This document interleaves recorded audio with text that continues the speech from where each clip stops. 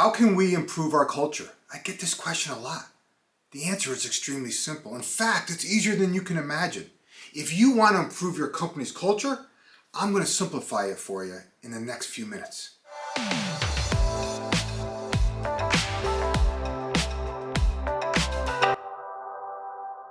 Someone recently asked me a really profound question. Do you love your spouse? My answer was, yeah, right? They said, how do you know? I'm like, I don't know, I just know, right? And then they asked like, well, how do you measure it? I'm like, I don't know, it's just the fact that she's still here, maybe that helps, I don't know. Then they asked like, did you love her before you met her? I'm like, well, no, because I really didn't know her.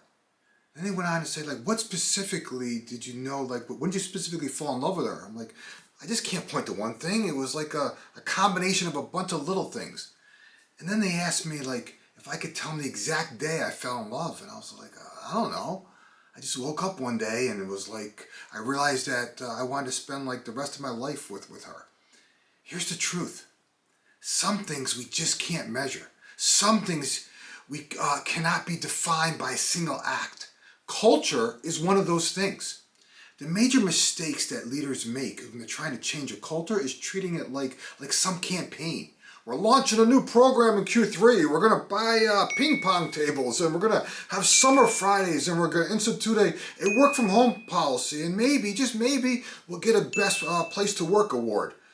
All this sounds great, but then why do some leaders come back and say, we did all these things for them, and they're still not happy? This is important. I want to say this to you. This is really important. I want you to listen to this. Your company's culture is not the perks and benefits you offer, and it's not the company's core values. Ping pong tables, summer Fridays, extra vacation days, whatever, fill in the blank, is great if that's what your employees care about. But there's not one single perk you can point to that creates an amazing culture. Culture doesn't work that way. The same is true with core values. Core values are in fact important. They're certainly part of your culture. But until you put them into action, they're just like words on a paper. But here's the good news. Creating a culture is not as complex and as vague as some people want you to believe. Creating a great culture comes down to two fundamental laws. The first is something that is talked about a lot when discussing culture. So I'm going to mention it and reinforce it here because it's important. The second law, however, never gets discussed. In fact, I'm shocked that no one talks about it, and I'm determined to change that. So stay tuned because I'm going to get to that in a minute. First, I want to discuss what I call the more obvious impact on culture. That is the law of consistency. The power of consistency in the business world is profound and often underappreciated. Culture doesn't come from what you do occasionally. Culture is established by what you do consistently. You don't get in shape by going to the gym 3 days a week. You get in shape by committing to eating healthy and working out on a consistent basis. See, little everyday choices we make either move us closer to what we want or they take us further away. This premise is so powerful that we often overlook it. Why? Because it's so freaking simple, right? It's the little things done consistently over time that have a profoundly powerful compound effect. See, our society just often overlooks the minor things in favor of the bigger, more spectacular activities. A happy marriage is not based upon what you do on birthdays, holidays, and vacations. They're nice, but it's the little things that you do every single day. The same is true in business. Perks and benefits are nice, but that's not what makes your company a great place to work. What builds loyalty is doing the right things on a consistent basis. There is a second law that is equally powerful in creating an amazing culture, yet unfortunately it's rarely discussed. That is the law of extension. To understand the law of extension, you must first understand an unhealthy culture. An unhealthy culture is created by not extending who you are to your brothers and sisters that you work with?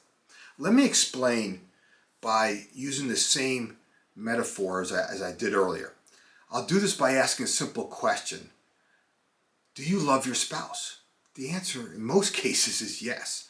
And I have to say that because I asked this question in a number of workshops I do live, and I can't begin to tell you the answers I've gotten, right? But for the purposes of this discussion, let's assume that the answer is yes, okay? Is your spouse perfect? The answer is obviously no. Are you perfect? The answer is definitely no. If you love your spouse, right, what kind of marriage do you think you would have if you bitched and complained about everything your spouse did? Conversely, how would you feel if your spouse bitched and complained about everything you did? Right? I mean, think about that for a second. What kind of culture, on the same token, do you think you would have at work if everybody was constantly bitching and complaining about their coworkers, about their boss, about the clients, or bitching and complaining about what they don't have as a perk or benefit? Yes, this is the culture of many businesses, which begs the question, how do I change that? The answer is simple. By extending the best version of yourself, and when you do, resisting the temptation to judge whether or not someone meets you halfway or not. The law of extension is about showing up every single day as the person you want to be with. It doesn't matter what someone does or fails to do. The question is, are you the leader others want to follow? Are you showing up as that person?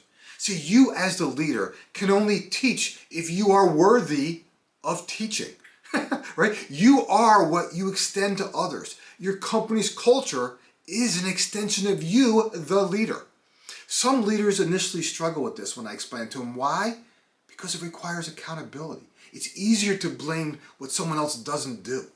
But you, the leader, are constantly being observed, whether you realize it or not. Everything you do has a ripple effect, including what you say or what you fail to say, and even how you say it.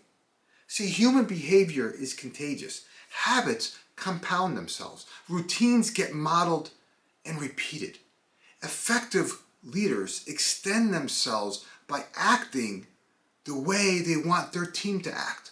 I encourage you to just challenge yourself, to catch yourself being upset, catch yourself being frustrated, catch yourself being annoyed, catch yourself wishing something or someone was different, whether that's in a relationship, a client, or the team you built.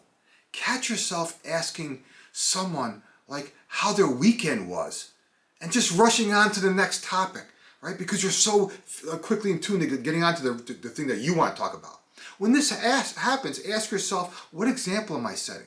What can I do differently? See, the ego wants us to engage our mind in its own delusional system. The ego wants us to compete by defending our position or attacking others because, after all, it must be about them, right? The ego seeks to divide and separate us. The spirit, on the other hand, always seeks to unify and heal. We can choose to live our lives with an infinite mindset and build trust with our team, regardless of the size of our team.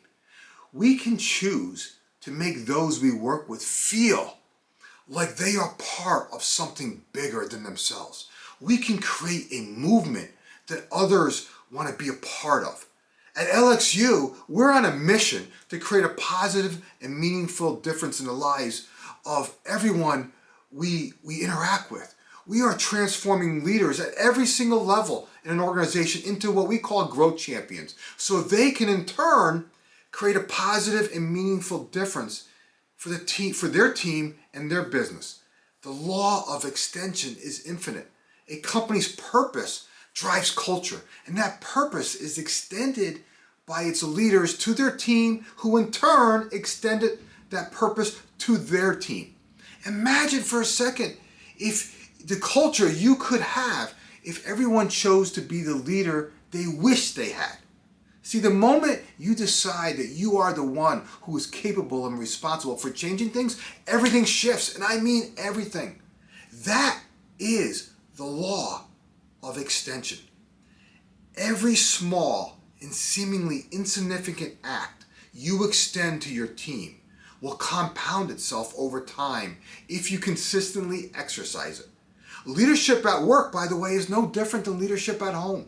We extend, as parents, we extend the best version of ourselves to our kids who model our behavior and then extend it to their kids someday, right? The law of extension and the law of consistency. Both are within our ability, right? Both are within the ability of each and every member of our team. Your decision to embrace or deny this is a choice. That choice will either produce abundance or scarcity depending upon how you apply it. Remember, you always have a choice. Don't worry about where you are. Don't worry about what you've done. And whatever you do, don't worry about what you failed to do. Today, like every day, is a new beginning. The law of extension and the law of consistency starts with you, the leader. I invite you, I beg you, right? I encourage you to make a renewed commitment, starting today, to consistently extend the best version of yourself to your team and then ask them to do the same with their team. If you like this video, do me a favor, give it a thumbs up, share a key takeaway in the comments below, and of course, subscribe, because each week I'm sharing content to help you and your team embrace change, focus your efforts, and accelerate results. Remember, you're just one idea away. We'll talk to you soon.